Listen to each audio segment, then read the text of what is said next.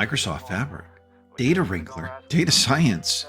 Wait a second. We need to change the music for this. There we go. All right. Now we're talking Data Wrangler, Fabric, and data science next on Tales from the Field.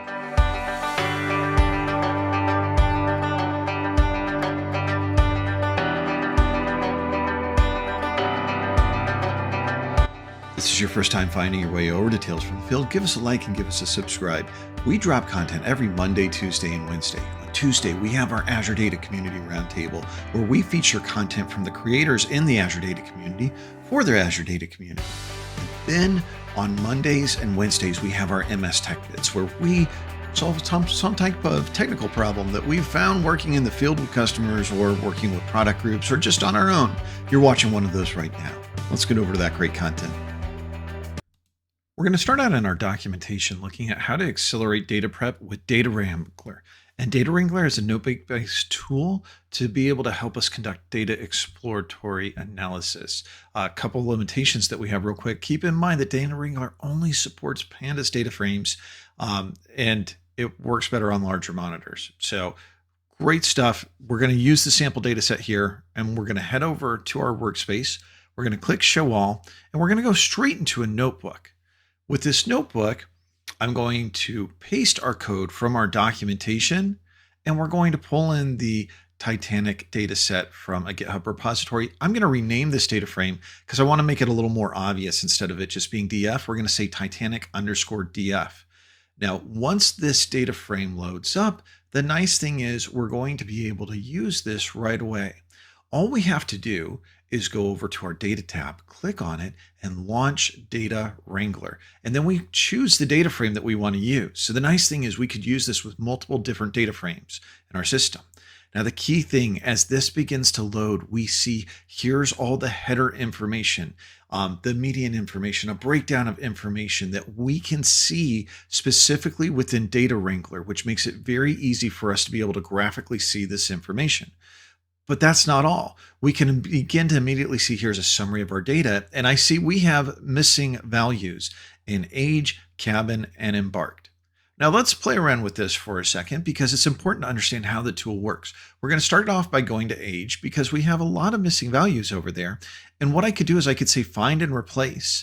And I could replace these values. I could say a custom value. I could even select something like a median. And you see, we get a new data frame that begins to show these values and the code that it would be generated for us to be able to get this. It's generating the Python for us. We click apply and immediately this comes into effect. We can see there's our median age. But let's say I don't want to do that. I want to get rid of it. Well, just like in Power BI, I can go to the step, fill missing values of age, and I can just click delete, and it sets us right back at where our data frame was previously. So this is really cool. Now, let's make a change that we actually want to make. Let's look at cabin. The majority of our values in cabin are missing. We've got ticket, we've got fare cost. We don't need this in the Titanic data set. So I'm going to select the column and I'm going to say discard, and you can see it generates the Python code immediately. Boom, column gone. No longer do I have to code for this. This does it for me. And I can click on add this code to my notebook, and I'm back in Spark running with my notebook, and there's my Python code for the change I need to make. So I can take a look at this data frame, see it's generated. Notice the name of this data frame is a little bit different, Titanic Data Frame Clean. So if I go back to launch Data Wrangler, I can now select that data frame and begin working from that data frame. Really cool. So let's make a couple more changes just to show what we can do before we continue to process on. I still got missing values for age and embarked. For embarked, I've only got one. Age, I'm missing 30. Here's the thing. At this point in time, if we were truly doing some type of data science and analysis on it, I can't have missing values. Taking care of missing values, finding the data and populating it, that's that data engineering phase. So what I need to do, I need to click on my embark column. And what we're going to do is we're going to just get rid of the missing values at this point in time.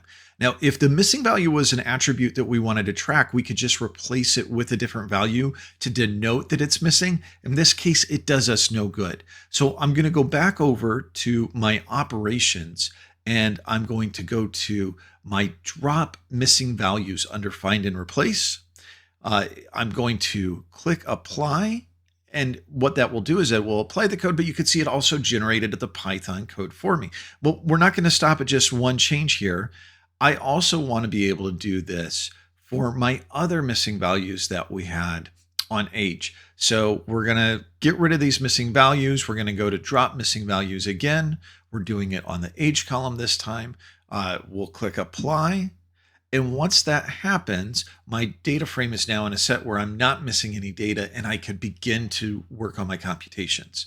Another thing that I really do want to highlight is the capability we have and the options. So we could add this code to a notebook, which we've done before, copy it to a clipboard, save it to a CSV, or we could just click on the header of the Data Wrangler process and say export code to notebook or exit if we didn't like the work we've done.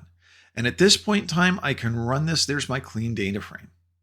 So what did we cover? Well, we covered a lot. We covered how to be able to use the new Data Wrangler tool in Microsoft Fabric to visualize our pandas data frames and be able to manipulate them.